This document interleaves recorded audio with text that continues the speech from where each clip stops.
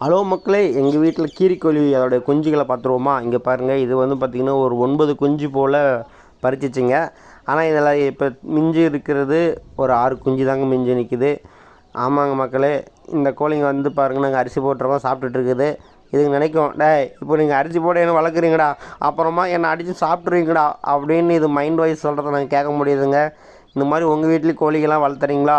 அது எத்தனை குஞ்சுலாம் பறிச்சிருக்கு, எத்தனை கோழியை வந்து காப்பாற்றும் அப்படிங்கிறதுலாம் என்ன மக்களே நீங்கள் சொல்லுங்கள்.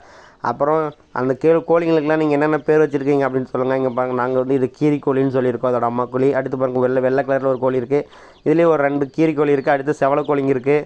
அதுங்களுக்கெல்லாம் நீங்கள் என்னென்ன தீனி வைப்பீங்க அப்படிங்கிறத சொல்லுங்கள். நாங்கள் வந்து பார்த்திங்கன்னா கரையான் போடுவோம், அதுக்கப்புறமா அரிசி போடுவோம், கோதுமை, கம்பு இந்த மாதிரிலாம் போடுவோங்க.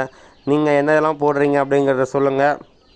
அப்புறம் இதை பெருசாகி வளர்த்துறதுக்குள்ளே நம்ம படுற பாடு இருக்குது. கழுகு காக்காலாம் தூக்கிட்டு போகாதெல்லாம் காப்பாற்று.